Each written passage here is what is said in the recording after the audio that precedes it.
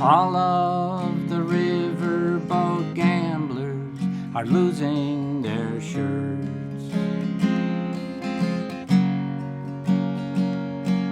And all of the brave Union soldier boys sleep in the dirt.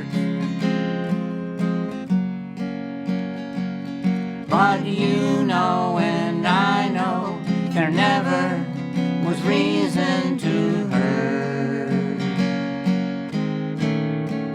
When all of our lives were entwined to begin with, here in Spoon River.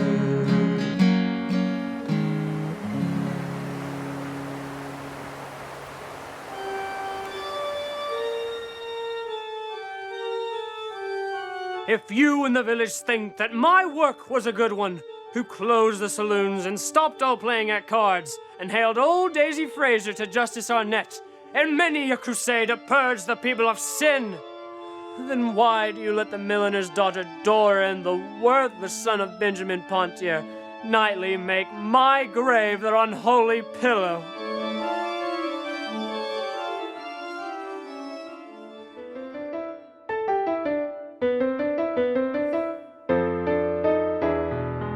I was the milliner, talked about, lied about, mother of Dora, whose strange disappearance was charged to her rearing.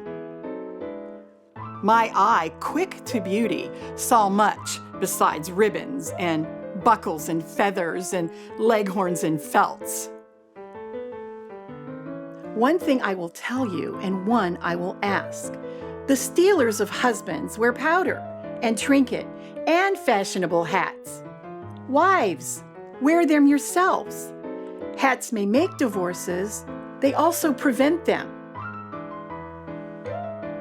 Well, now let me ask you, if all the children born here in Spoon River had been reared by the county, somewhere on a farm, and the fathers and mothers had been given their freedom to live and enjoy, change mates if they wished, do you think that Spoon River had been any the worse?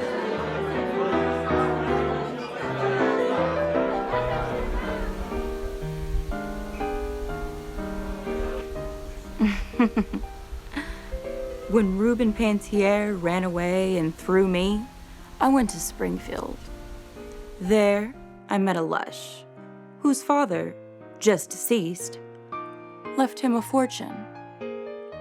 He married me when drunk. My life was wretched. A year passed, and one day, they found him dead. That made me rich. I moved on to Chicago. After a time, met Tyler Roundtree. Villain. I moved on to New York. A gray-haired magnate went mad about me. So, another fortune. He died one night, right in my arms, you know. I saw his purple face for years thereafter.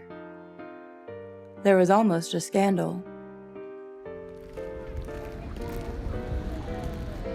I moved on, this time to Paris.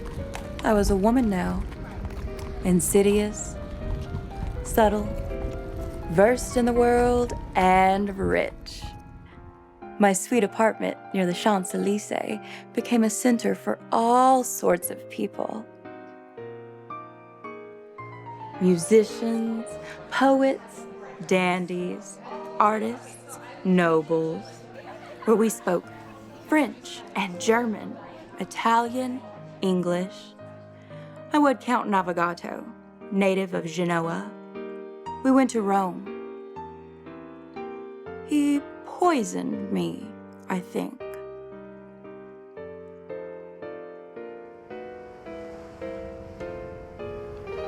Now, in the Campo Santo, overlooking the sea, where young Columbus dreamed new worlds, see what they chiseled. Countessa Navigato, implora eterna quiete.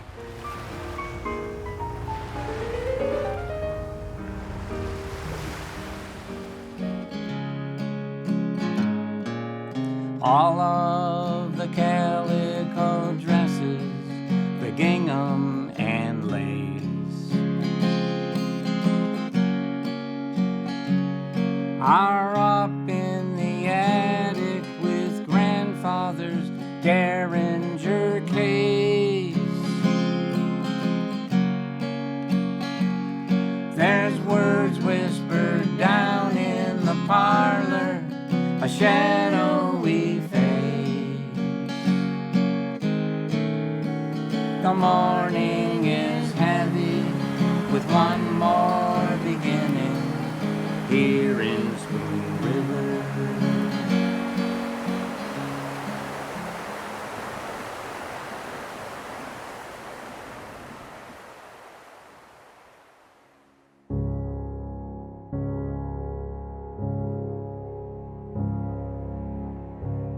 Only the chemist can tell, and not always the chemist, what will result from compounding fluids or solids.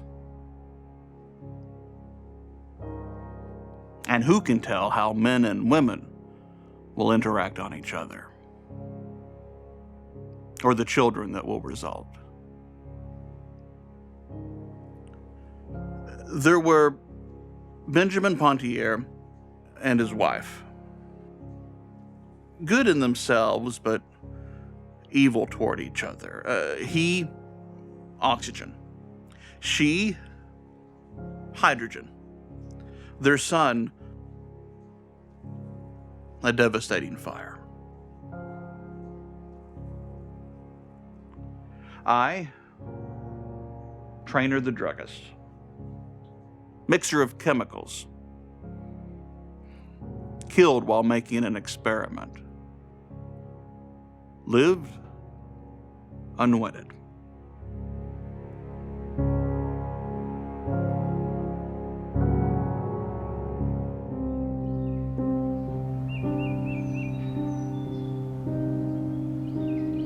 Together in this grave lie Benjamin Pantier, attorney at law, and Nig, his dog, constant companion, solace and friend. Down the gray road, friends, children, men and women passing one by one out of life, left me until I was alone with Nig, for partner, bedfellow, comrade in drink. In the morning of life, I knew aspirations, saw glory. Then she, who survives me, snared my soul with a snare which bled me to death, till I, once strong of will, lie broken, indifferent, living with Nig in the back room of a dingy office.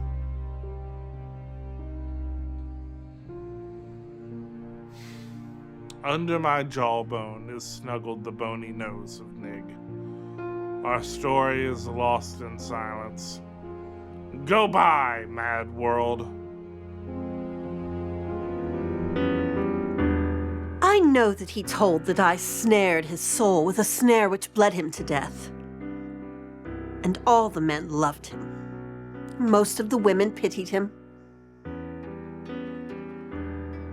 But suppose you are really a lady and have delicate tastes and loathe the smell of whiskey and onions, and the rhythm of Wordsworth's ode runs in your ears while he goes about from morning till night repeating bits of that common thing.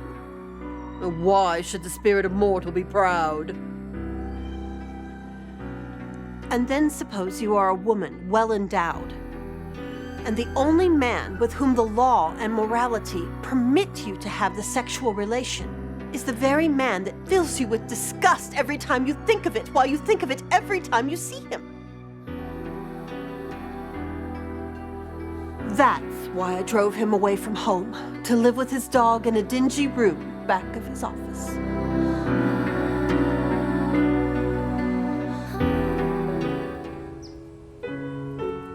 Where is my boy. My boy, in what far part of the world? The boy I loved best of all in the school. I, the teacher, the old maid, the virgin heart, who made them all my children. Did I know my boy aright? Thinking of him as a spirit aflame, active, ever aspiring. Boy for whom I prayed and prayed in many a watchful hour at night. Do you remember the letter I wrote you? Of the beautiful love of Christ. And whether you ever took it or not, my boy, wherever you are, work for your soul's sake. That all of the clay of you and all of the dross of you may yield to the fire of you, till that fire is nothing but light. Nothing but light.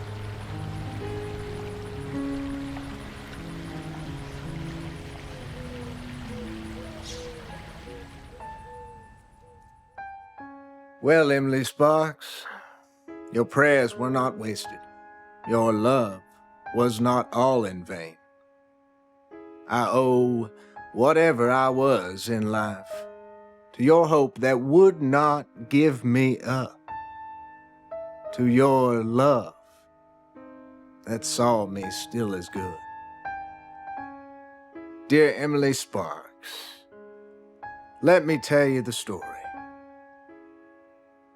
I passed the effect of my father and mother. The milliner's daughter made me trouble, and out I went in the world, where I passed through every peril known, of wine and women and joy of life. One night, in a room in the Rue de Rivoli, I was drinking wine with a black-eyed coquette, and the tears swam in my eyes. She thought they were amorous tears and smiled for thought of her conquest over me. But my soul was 3,000 miles away, in the days when you taught me in Spoon River. And just because you no more could love me, nor pray for me, nor write me letters, the eternal silence of you spoke instead. And the black-eyed coquette took the tears for hers, as well as the deceiving kisses I gave her. Somehow, from that hour, I had a new vision. Dear Emily Sparks.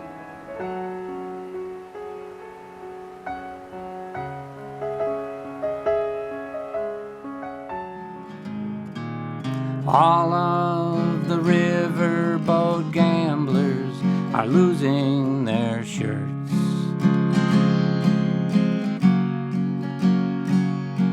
And all of the brave Union soldier boys sleep in the dirt.